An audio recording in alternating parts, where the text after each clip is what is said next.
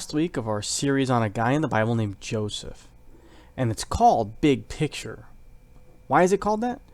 Well, Joseph had a lot of wild and weird and unbelievable things that happened to him, good and bad. But all along, God was working toward the bigger picture in his life, the bigger picture Joseph couldn't see. Now, before we get into the last part of Joseph's story today, let me ask you a question. Have you ever tried to get a little payback on someone? Maybe a younger sibling who stole your favorite sweater without asking, or a friend who spread a rumor about you, or maybe that person in your youth group who always likes to play pranks on you. I know I have. There was actually this time when I was younger and I was getting picked on a lot, and I wanted to find any way that I could get back at some of these guys, and I made the mistake of retaliating by throwing a basketball at somebody's head. I nailed him. It was a great throw. But then it turned into a fight, which ended up putting me in the principal's office, and I got in quite a bit of trouble for it. So, not really the best decision in my life, but hey, I got him back, I guess. Now, your story might not be just like mine, but I bet you can relate. How do I know? Because in big or small ways, we've all been wronged. We've all been hurt. We've all been frustrated.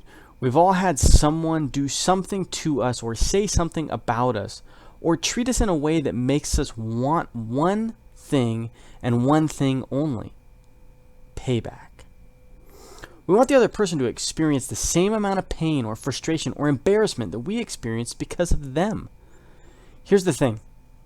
We all have the power to pay back. We not only have the potential to want to pay back, we have the power to actually do it. Sometimes that payback is public. We do something directly and openly to the person who wronged us.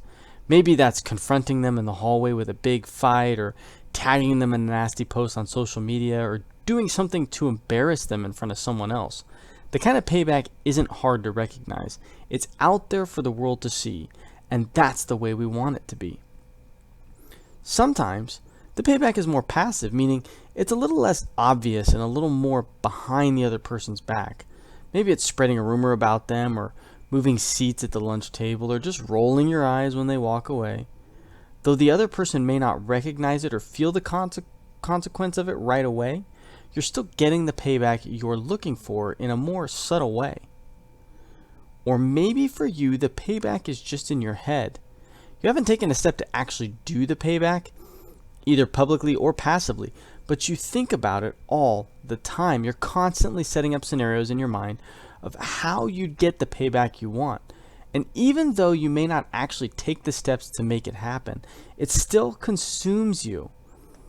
Now listen, I know all sounds harsh, but we're all friends here, right? So can we just be honest with each other and admit that we've all felt that way at some time or another? There's just something about payback that feels fair to us.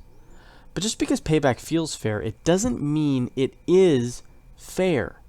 It doesn't mean it's what's best for us. In fact, I think there's a better approach we could all take, if we'd put down our power to pay back. Now, if there was anyone who had a reason for wanting payback, it was our main guy, Joseph.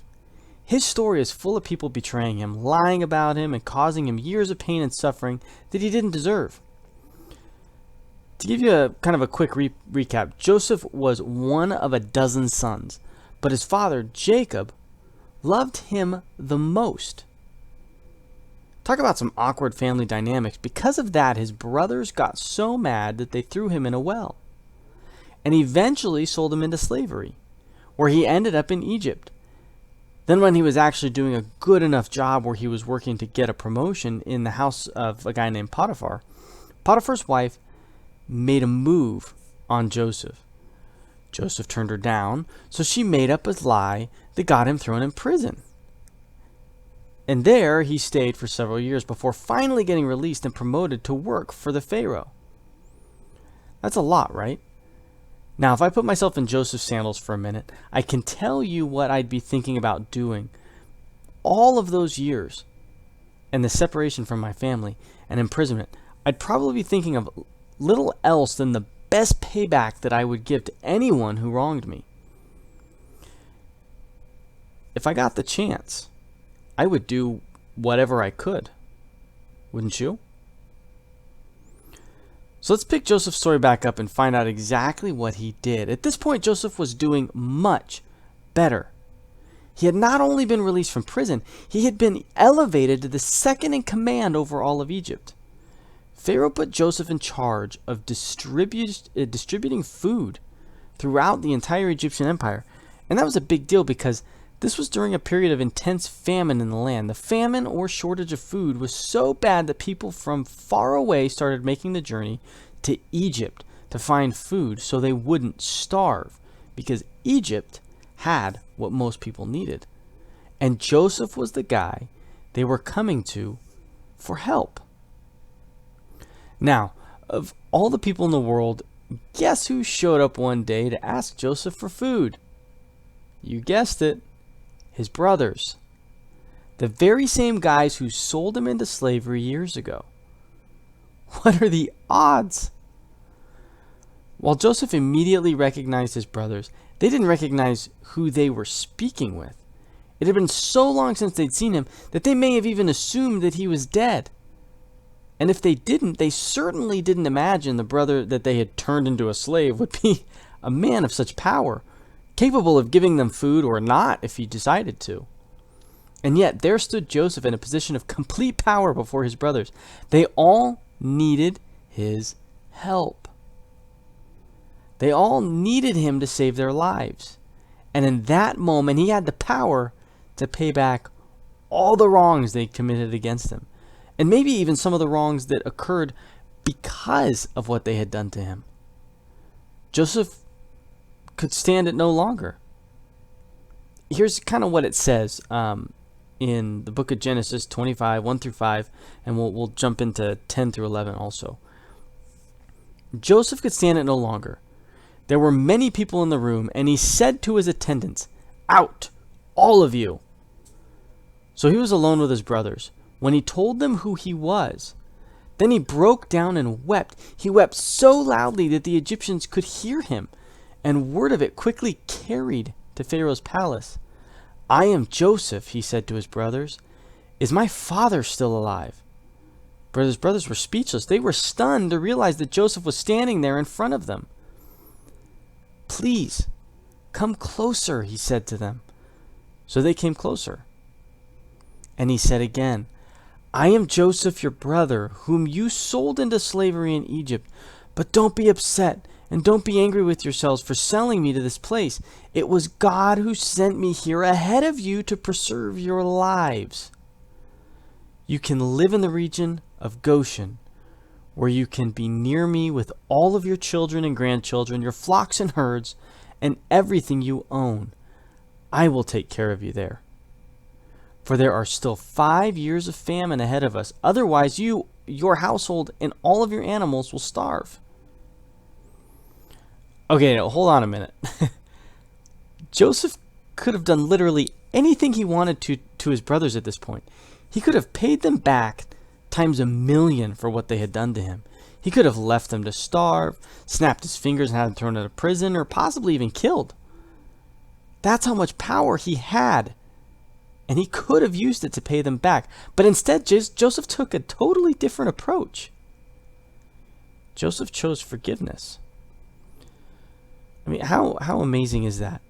Can you imagine how surprised Joseph's brothers must have been?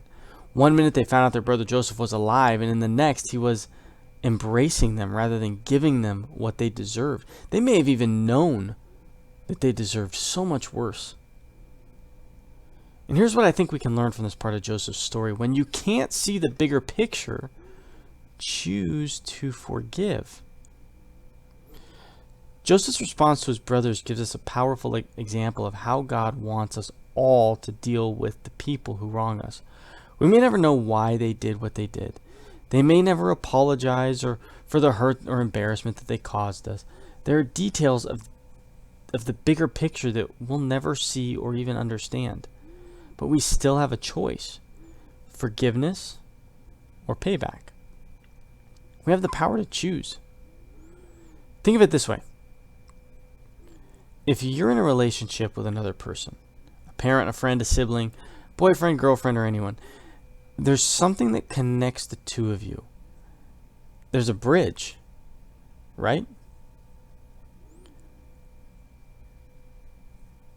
That bridge is something that we can choose to cross, or we can choose to burn it down. It becomes shaky sometimes, and the connection between the two of you might be damaged. Then you're left with a choice. You can either burn the bridge, breaking it down completely and paying back wrong for wrong and hurt for hurt and totally destroying the relationship. Or you can build the bridge, reestablishing your connection with things like forgiveness, grace, and peace. Of course, I'm not saying you just keep rebuilding bridges with people who have hurt you deeply and repeatedly. Sometimes the best way to actually choose forgiveness is to set some healthy boundaries, or talk about the wrongs done to you with someone who can help. Small hint: your youth minister, trusted adult, sometimes an actual counselor or a therapist of some kind might be able to help you work through some of the hurt and pain. But when it is possible, it is our job to lay down our right to pay back and instead choose forgiveness. Joseph could have made the choice to prove a point. He could have fought to be right. He could have chosen not to help his brothers and burned the bridge between them, but instead, he chose to forgive them. And that changed everything. When you can't see the bigger picture, choose to forgive. I'm sure some of you are hearing this and thinking, yeah, that sounds nice, but how can someone actually do that? How can you choose forgiveness instead of payback? That's a really fair question, because honestly, this is really hard stuff. It's hard to choose to be a bridge builder rather than a bridge burner. And what can make it even harder is when we can't see the bigger picture, when we don't know all of the details of our full story about the situation that we're in. So how do we start?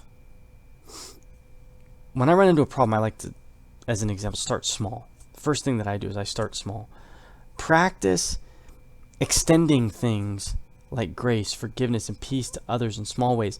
When a friend teases you and hurts your feelings, when your siblings eat the last piece of cake that you'd been saving, when your parents snap at you for something that wasn't even your fault, practice choosing forgiveness rather than responding with payback.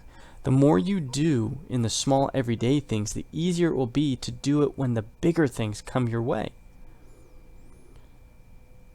The next thing that you can do is you can forgive first. Think about your own life for a second. Who was wronged you recently? You don't need to wait for them to apologize to forgive. You don't have to wait for them to make the first move to say sorry for what they've done. The beauty of forgiveness is that you can do it on your own, right now. You can make a move to forgive first so that you can move on. The next thing that you can do is you can pursue forgiveness. Actually, reach for it. We can't always control the way people treat us, but we can control the way we treat them in response. We can pursue forgiveness. What would it look like for you to forgive someone who has wronged or hurt you this week? Maybe it's an outward step like, starting a conversation or inviting them to sit with you, or unblocking them on social media. Or maybe it's more inward step, a prayer you pray or in your heart, or a choice you make not to say rude things, or a conversation with your, a trusted adult of some kind. Whatever it is, take one step this week to pursue forgiveness rather than payback in your relationships. Of course, forgiveness is not always easy. But the good news is we have a God who is the best at forgiving. He's forgiven each and every one of us, and he wants to help us do the same for others. When we ask for his help to forgive someone, he will always give it. Today, maybe that's where you need to start. Ask God to help you forgive someone who has wronged you so you can start building a bridge toward forgiveness rather than payback. Maybe it's even further down the line. Maybe you need to ask God for forgiveness yourself, acknowledging the wrong things that you've done towards him, so that he can accept you back into his fold again. And remember, even when you can't see the bigger picture, it's important that you choose to forgive. See, Joseph's story was pretty crazy. I mean, he was part of a family in conflict. He was tossed into a well and sold into slavery by his own brothers. He fought off repeated invitations to have an affair with his boss's wife and was thrown into prison for something he didn't even do.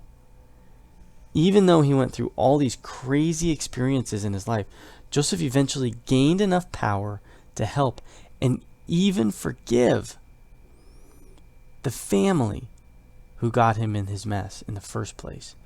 In the middle of all of this stuff, Joseph couldn't see the bigger picture that we see today.